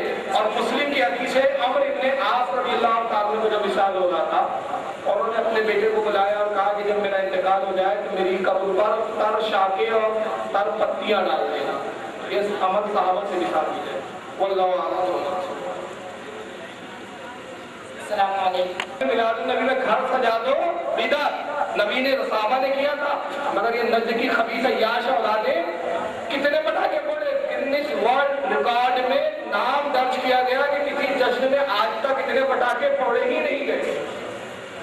کروڑوں روپے اربوں روپے کے پٹاخے. آئیے اس کی شو کی جھلک دکھا رہا ہوں میں. 31 دسمبر نئے سال کا جشن منانا، نئے سال کی آمد کا 31 دسمبر بدعت دکھانا. اس کے جواب میں تمہاری 2 بدعتیں دکھاؤں گا اور اسی پر مقابلہ کروں گا کہ تم بڑے بدعتی ہو کہ ہم معلوم. اللہ کے کرم سے ہم جو عمل کرتے کوئی بدعت نہیں ہے. ہمارے ائمہ سے جو چیز ثابت ہے قرآن و حدیث سے جو استخراج کیے گئے ہیں وہ بدعت نہیں ہوتے. چلیے بھائی نے جو سوال کیا ابو داؤد شریف کا کہ ابو داؤد شریف میں حدیث ہے کہ رسول اللہ نے فرمایا قبر پہ مجاور نہ بنو. دوسرا یہ کہ اس سے بہتر ہے کہ کوئی آگ کے انگارے پہ بیٹھ جائے. سب سے پہلی بات تو یہ ہے کہ لفظ میں مجاور کا کوئی حدیث میں الفاظ نہیں. یہ خود ساختہ اس کا اپنا ترجمہ اس کا بیان ہے. اور کیا بتایا تھا آپ نے سے پہلے یہ حدیث اصل میں ویب سائٹ پہ پوچھی جا چکی ہے. اس کا جواب ان کو دے چکے ہیں اصل میں. ہاں واٹس ایپ پہ آئی ہے یہ میں جواب دے چکا ہوں ہمارے تنظیم کے لوگ. ہاں پہلا الفاظ ہاں پکی نہ بنا. سنیے پکی کے لیے تعلق سے جو ہے اس کے تعلق سے شارحین حدیث نے جس کا تفصیلہ بیان کیا کنزُ العمال وغیرہ میں کہ پکی سے مراد چونے سے بنانے سے منع کیا گیا، ورنہ حاکم اور مستدرک میں ایک حدیث حضرت ابو ایوب انصاری رضی اللہ تعالیٰ عنہ سے جو روایت ہے اس میں ابو داؤد صالح رحمۃ اللہ علیہ جو امام ہے وہ نقل ان کی سند سے نقل کیا ہے کہ ابو داؤد صالح کہتے ہیں کہ ایک مرتبہ مروان جو ہے روضہ رسول کے قریب سے گزرا تو دیکھا کہ ایک شخص حضور کے روضے پر اپنا چہرہ رکھے ہوئے اور اس روضے کو چوم رہا ہے، لب لگایا ہوا ہے، لب سے چوم رہا ہے قبر کو۔ اب ظاہر سی بات ہے کہ چہرہ رکھا جائے گا اور قبر میں لب چومے جائیں گے تو قبر کتنی بڑی ہوگی، ٹھیک ہے کہ نہیں؟ اب وہ چوم رہا ہے تو مروان آیا، اس نے کہا کہ اے شخص تو جانتا ہے تو کیا کر رہا ہے؟ تو شخص نے سر اٹھایا، انہوں نے کہا کہ ہاں میں جانتا ہوں میں کیا کر رہا ہوں۔ تو راوی حدیث کہتے ہیں ابو ایوب انصاری ہے اور انہوں نے فرمایا میں جانتا ہوں میں کیا کر رہا ہوں، جی تو رسول اللہ صلی اللہ علیہ وسلم ولم آتی الحجر، اور انہوں نے فرمایا میں رسول اللہ سے ملاقات کے لیے آیا ہوں، میں کسی پتھر کے ڈھیر کے پاس نہیں آیا۔ اور اس کے بعد بخاری کی حدیث میں خود موجود ہے جس کے راوی سفیان عمار ہے، وہ کہتے ہیں کہ میں نے رسول اللہ کے روضے کو دیکھا، سرکار کا روضہ اونٹ کے کوہان نما تھا اور اس پہ سرخ کنکریاں ڈالی گئی۔ تو وہاں علماء فرماتے ہیں کہ جب پکی سے مراد ہے وہ چونا ڈالنے کی ممانعت ہے، اس سے مراد چونا ہے۔ عربی لفظ میں جو وہاں آیا مجھے یاد نہیں ہو عربی کا لفظ، اس کا جو لغت میں ترجمہ آیا وہ ہے چونا۔ قبر پہ چونا ڈالنے سے منع کیا، آگ لگانے سے منع کیا، اس لیے کہ اس کا تعلق جو ہے آگ وغیرہ کا جہنم سے، تو سرکار نے اس سے منع کیا۔ حدیث کو ہم شارحین حدیث سے سمجھیں، اس کو یاد رکھیں۔ کوئی بھی غیر مقلد اس طرح کی اگر بات بھیجتا ہے، مجاور کاری سے مراد کیا ہے؟ مجاور سے مراد یہ ہے کہ ہمارے جہالت میں شارحین کہتے ہیں کہ لوگوں کی عادت تھی کہ 40 دن اپنے مردے کی قبر پر بیٹھے رہتے ہیں ماتا۔ مسند احمد کی حدیث ہے کہ حضرت عمر بن خطاب نے اپنے زمانے میں ایک صحابی کو متعین کیا تھا جن کا کام کیا تھا، رسول اللہ کے روزے کی صفائی کرتے تھے اور روزانہ مغرب کے وقت دوبھار چڑھایا کرتے تھے۔ دوبھار سمجھتا ہے نا، عود بولتے ہیں، پھر اس کو مجاور نہیں بولتے تو اور کیا بولتے ہیں۔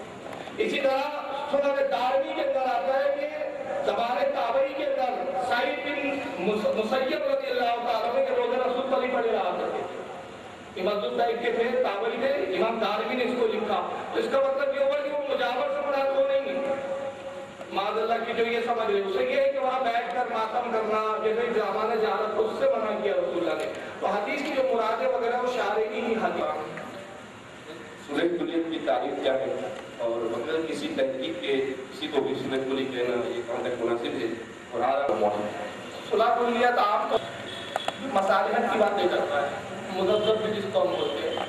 اعلیٰ حضرت نے اس کے بارے میں اصول فرمایا کہ عموماً 90% ہماری جو عوام ہوتی ہے ان کے عقائد سے آگاہ نہیں ہوتی، مطلب ان کے عقیدے کیا ہے، انہوں نے کتابوں میں کیا لکھا، ان سے ظاہری دیکھ رکھاؤ کو دیکھ کر ان سے قریب ہوتی ہے، بات چیت کرتے ہیں۔ فرماتے ایسے لوگوں کو کافر نہیں کہا جائے گا، البتہ مذہب کہا جائے گا، یعنی ان سے بھی تعلق ان کے بھی تعلق، کیونکہ دین جاننا فرض ہے لیکن کافر کہنے میں احتیاط کرے۔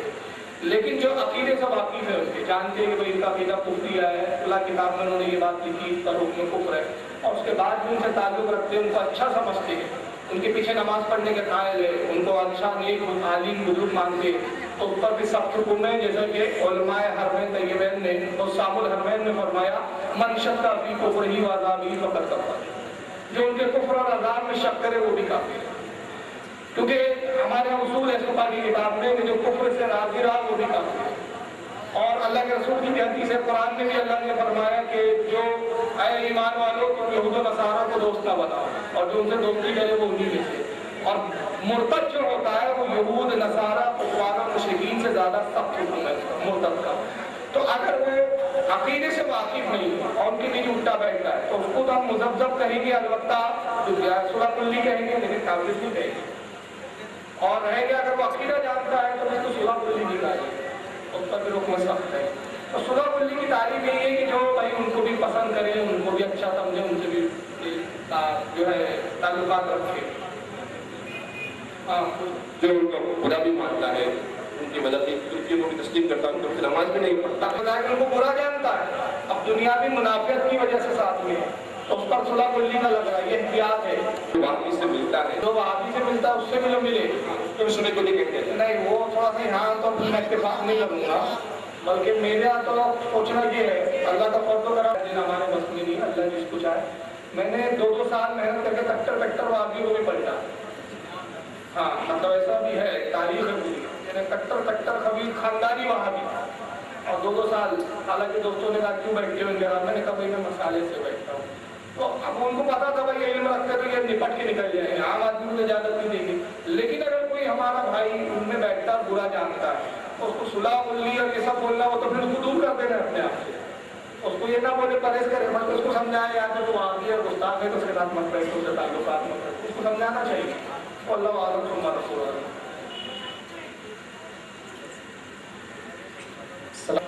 پہلے سنی تھے اور بعد میں اہل حدیث ہو گئے, ان کا ادب کرنا کیسا؟ اور دوسرا سوال, حضور سرکار اعلیٰ حضرت 14ویں صدی کے مجدد ہیں, کیا آپ کے بعد مفتی اعظم ہند رحمۃ اللہ علیہ مجدد ہوں گے؟ باقی دوسرا سوال میں جواب دے دیتا ہوں. پہلا سوال جو آپ کا تھا وہ کیا تھا؟ سادات. ہاں سادات کے بارے میں. دیکھیے شریعت کا اصول ہے, سادات ہو یا خاندان رسول سے تعلق رکھتا ہو, کفر سے نسب کٹ جاتا ہے. اگر معاذ اللہ کوئی بدعقیدہ ہو گیا اور کفر اس سے صادر پایا گیا تو اس کا نسب کٹ جائے گا, اس کی تعظیم کرنا چاہیے نہیں. اللہ کے رسول کی صریح حدیث ہے جس کو الملفوظ نے بھی اعلیٰ حضرت نے نقل کیا کہ سرکار فرماتے ہیں بدین اور جو ہے منافق کو سردار سید نہ کہو. جس نے منافق کو سید کہا اس نے اپنے رب کو غضب دیا. تو سارے نسب اور خاندان جو ہے وہ اس وقت تک ہے جب تک ایمان. اس کی ایک چھوٹی سی مثال میں دے دیتا ہوں, بہت عام ہے جو آپ کو سمجھ میں آ جائے گی.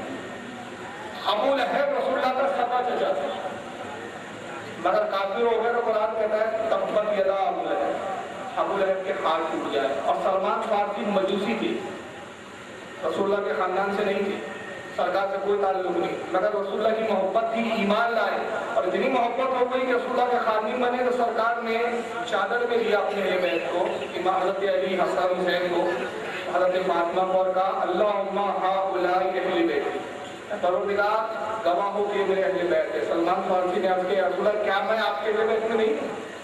سرکار نے ان کو بھی چادر میں لیا, فرمایا سلمان منا, سلمان بھی ہمارے میں سے ہے, سلمان بھی اہل بیت ہے. تو دیکھیں محبت اور جو رشتے ہیں, محبت کے رشتے وہ غیر کو بھی اپنا بنا دیتے ہیں اور دشمنی اپنوں کو بھی غیر بنا دیتے ہیں. تو ابو لہب چچا تھا لیکن قرآن نے کہا کہ جہنم میں جائے گا. تو سید اور نسب نہیں دیکھا جاتا, ایمان دیکھا جاتا ہے. تو کوئی بھی کتنا ہی بڑی خاندان کا ہو, کتنا ہی بڑا وقت ہو, غوث اعظم کی اولاد ہو یا چاہے غریب نواز کی اولاد ہو, جب نسب کٹے گا. دوسرا آپ کا جواب تھا کہ اعلیٰ حضرت جو ہے 14ویں صدی کے مجدد ہے مفتی اعظم. ایک کتاب اس تعلق سے چھپی ہے, اس کا نام ہے 15ویں صدی کا مجدد قوم, اور اس میں مفتی اعظم کو مجدد ثابت کرنے کی کوشش کی گئی ہے, جس کے لکھنے والے مولانا عبد النعیم صاحب ہیں.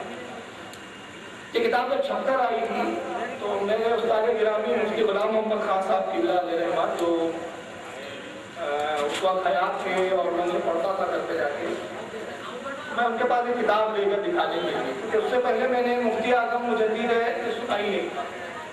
وہ کتاب سے پہلی بار لگا گیا, ان کو بھی مجدد کہا جا رہا ہے سرکار مفتی اعظم ہے. میں کتاب ان کے پاس لے کر میں حضرت یہ چھپی ہے ذرا آپ دیکھ لیجیے. کتاب دیکھ کے حضرت ہنسنے لگے, کہا کہ اچھا یہ کتاب چھپ گئی؟ تو میں نے کہا جی حضور چھپ گئی. اور یہ پہلے بتا دیں کہ مفتی غلام محمد اکابر شخصیتوں میں 87 سال کی عمر میں انتقال ہوا, اور سرکار مفتی اعظم کو ان کے بارے میں قول تھا کہ میرے بعد اگر کسی کے فتوے پہ اعتماد کرنا تو مفتی غلام محمد ہے. مفتی اعظم مہاراشٹر کو کہا جاتا تھا. آج بڑے بڑے جو علماء ہیں آج ان کے تقریباً شاگرد ہیں. سید حسینی صاحب وغیرہ کا نام سنا ہوں آپ نے, یہ سب انہی کے شاگرد ہیں. بہرحال تو میں نے کہا اگر یہ چھپ گئی کا مطلب سمجھا نہیں میں, تو کہا ٹھیک ہے میں آپ کو چیز دکھاتا ہوں. تو انہوں نے کل ہی وہ چیز دکھائی, مولانا نعیم صاحب نے, نعمانی صاحب نے جو تھے, عبد النعیم صاحب جنہوں نے کتاب لکھی, ان کا وہ کلمی نسخہ تھا. اور انہوں نے کتاب مجھے بھی بھیجی تھی تاکہ میں اس پہ تصدیق کر دوں, لیکن میں مفتی اعظم کو مجدد نہیں مانتا, مجھے اس سے اختلاف ہے. سرکار مفتی اعظم کو میں ولی کامل مانتا ہوں, بزرگ مانتا ہوں, کامل مانتا ہوں, عالم مانتا ہوں, لیکن مجدد کا منصب نہیں ہے. اس کی وجہ سے انہوں نے میں کہا آپ تو مرید ہیں ان کے, خلیفہ کا مرید ہے, خلیفہ اس کا کیا مطلب, تحقیق ایک الگ چیز ہے. تو انہوں نے امام جلال الدین سیوطی کی مجھے ایک کتاب دی تھی, کہا اس کو آپ مطالعہ کرو. اس میں مجدد کی کوالٹی امام جلال الدین سیوطی نے بیان کی, 18 یا 22 کچھ کوالٹی ہے جو مجدد میں ہونا چاہیے. उसमें कुछ क्वालिटियाँ मुफ्ती आज़म हिंद अलैहिर्रहमत में नहीं पाई। मैंने किताब पढ़ने के बाद आया, मैंने कहा हुजूर इसमें तो बहुत सी क्वालिटी मुफ्ती आज़म में नहीं दिखती, कहा बेटा इसीलिए मैंने तरतीब नहीं की। उन्होंने मोहब्बत में लिख दिया है, मगर तहकीक मोहब्बत में नहीं चलती। भाई अगर मुझे अपने पीर से मोहब्बत है, ठीक है भाई, मैं वली मानूं, अब मोहब्बत में गौसे आज़म थोड़ी बोल दूंगा, ये तो शरीयत की इजाजत नहीं। अब उसमें सिर्फ एक क्वालिटी बताता हूँ जो मुजद्दिद में हर वक्त चाहिए। इमाम जलालुद्दीन सूफी कहते हैं कि मुजद्दिद जो होता है वो कभी भी हालत जज्ब में नहीं रहे, उस पर कोई वक्त ऐसा ना आए कि हालत जज्ब में रहा। और मुफ्ती आज़म रहमतुल्लाह ने 2 साल ऐसे रहे कि वो बिल्कुल मजलूबियत की कैफियत तारी रही। अब मुजद्दिद अगर जज्ब में रहेगा तो जज्ब में क्या होता है, अल्लाह की याद में इतना मगन हो जाता है कि होश ही नहीं रहते। जब होश नहीं होगा तो फिर दुनिया के मामला क्या देखेगा। मुजद्दिद का काम ही होता है सबकी रखवाली करते रहे, देखते रहे क्या चल रहा है क्या हो रहा है। तो मुफ्ती आज़म 2 साल जज्ब में रहे, इस बिना पे ये क्वालिटी उनमें नहीं पाई जाती। और भी कुछ चीजें हैं। तो बहरहाल सरकार मुफ्ती आज़म हिंद को मैं भी मुजद्दिद तो नहीं तस्लीम करता हूँ तहकीक की बिना पे, लेकिन अगर कोई मानता है तो मुझे उससे भी इख्तिलाफ नहीं जी, मतलब ये तहकीकी मामला है। लेकिन बहरहाल उनके वली कामिल और मुत्तकी बासफा होने में, वक्त वली कामिल होने में कोई शक नहीं है। अल्लाह वालम सुब्हान अल्लाह।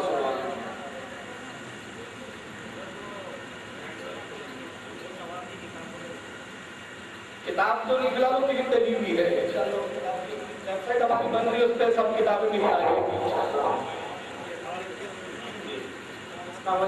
वालेकुम अस्सलाम। ये मदनी चैनल जो है ना वो सही है? भाई ये सवाल ना करे कि उलमा में इख्तिलाफियों में कुछ पाऊंगा, इख्तिलाफी बातें हैं, फेवर करो तो भी तकलीफ है, आदमी तारीफ करो तो भी तकलीफ है। आप जो है कुछ नॉलेजेबल सवाल पूछिए, मतलब एक साथ ही सवाल हो गया। अस्सलाम वालेकुम। हमारे खानदान में गाँव से पहले जो जमाता वाले घुस गए उधर, उन लोग वो करते रहे, खाली उन लोगों को दरगाह में ले जाना, फातिहा में दिलाना, ये सिखा रहे। अब हम लोग अब्दुल्लाह इब्न जुबैर, हज़रत इमाम हुसैन, चंद सहाबा थे।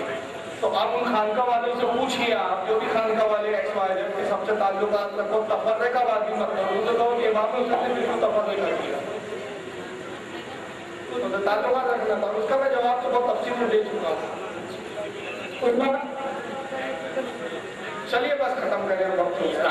सवाल इस पर इख्तिताम करें। अस्सलाम वालेकुम। वालेकुम अस्सलाम। आजकल एक नया रियाजी ग्रुप निकला IS तो उससे कई बच्चे अपने हालांकि में सुन्नी बच्चे भी अट्रैक्ट हुए और एक लोग IS वाले इराक में शिया लोग काटना जायज है क्या इस्लाम में? वो जिहाद बोल रहे। दूसरी जिहाद, बड़ा अजीब जिहाद हो रहा है उन लोगों का, रोजों को भी उड़ा रहे हो, सुन्नियों को भी मार रहे, शियाओं को नहीं मार रहे, सुन्नियों को भी मार रहे। इस्लामी साहब जो जिहाद अल्लाह के रसूल सल्लल्लाहु अलैहि वसल्लम और सरकार के बाद फिर अंबिया इकराम ने कहा कोई बारी बारी, तो उनको फरमाते हैं कि जिस तरतीब से जिन जिन ने भला कहा दुनिया में, उसी तरतीब से उनका मकामात अदा किए गए। मतलब रसूल फिर अंबिया, अंबिया के बाद सहाबा, सहाबा के बाद ताबई, ताबई, तो उसी तरतीब से जैसा कहा गया था उसी तरतीब से मकाम मर्तबे दुनिया में उनको अदा किए गए। सबसे पहले अल्लाह के रसूल ने जो है काबुल वाला कहा था अल्लाह वालों को एक जरूरी ऐलान समाप्त करना है। अल्हम्दुलिल्लाह 28 सितंबर बरोज़ सुबह 10 बजे से 3 बजे तक मरकज़ अहले सुन्नत वल जमात रवा जामिया मस्जिद में नजीमुश्शान गुंबद खज़रा तहफ़्फ़ुज़ गुंबद खज़रा कॉन्फ्रेंस का इनेकाद अमल में आ रहा है। आप तमाम हज़रात से शिरकत की ख्वाहिश की जाती है। इसमें तमाम उलमा इकराम का खिताब होगा, हुज़ूर साहब आलिम क़दरतुल्लाह मौलाना मोहम्मद मुजीब अली की बात साहब का खुसूसी खिताब होगा। जलसा बराए ख़वातीन और इस्लाम में औरतों का रोल और उनकी जिम्मेदारियाँ, मेहमान मुक़र्रर सलाम के लिए खड़ा सल्लल्लाहु अलैहि वसल्लम या नबी सलाम अलैका या रसूल सलाम अलैका या हबीब सलाम अलैका सलावतुल्लाह अलैका या नबी सलाम अलैका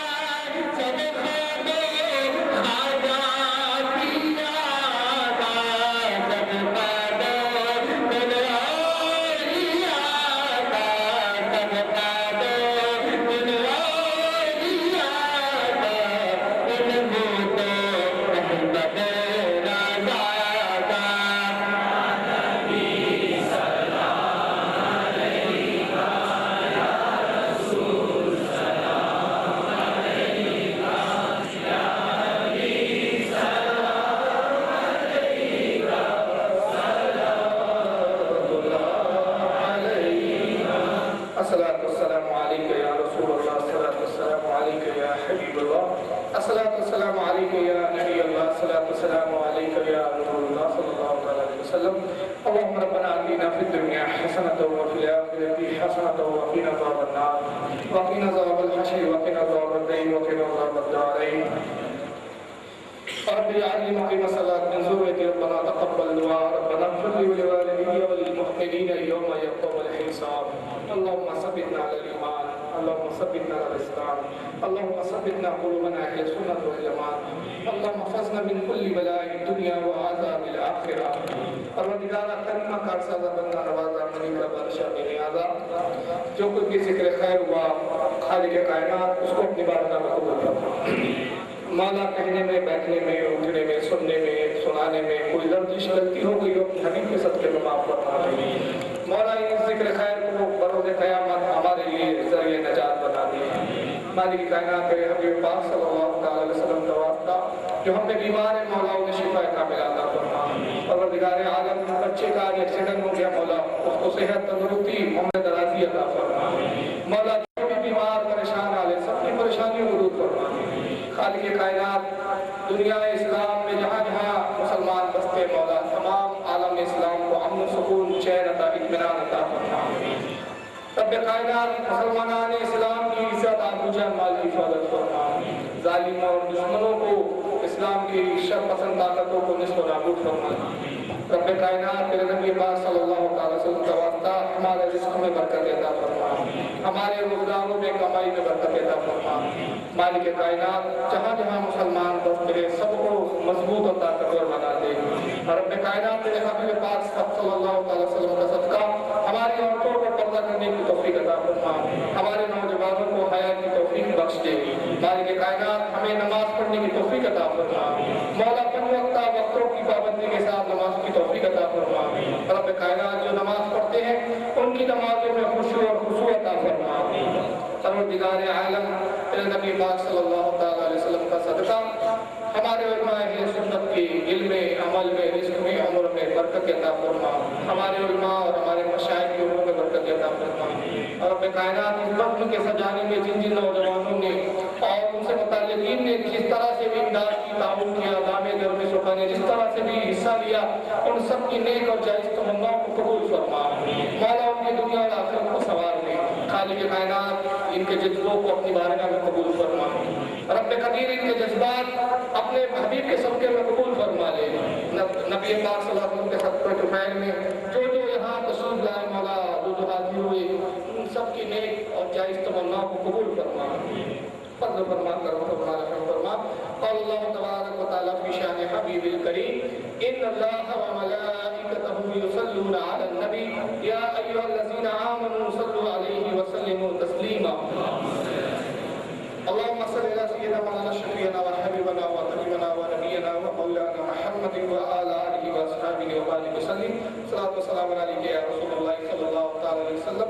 سبحان ربك رب العزة عما يصفون وسلام على المرسلين والحمد لله رب العالمين. لا إله إلا الله محمد. تمام حاضرین کا تہہ دل سے شکر گزار ہے. تمام نوجوانوں میں اہل سنت والجماعت بالخصوص ہمارے تنظیم صدر اعظم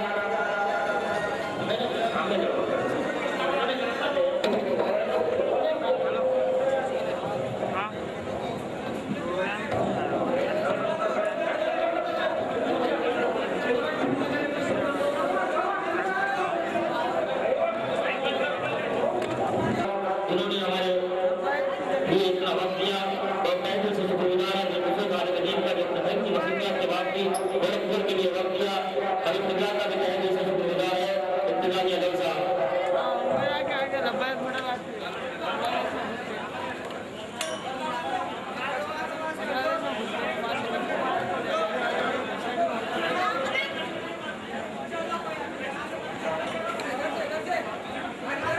حبیب اللہ کو گانے دیں شور شرابہ نہ کریں. کافی وقت ہو چکا ہے.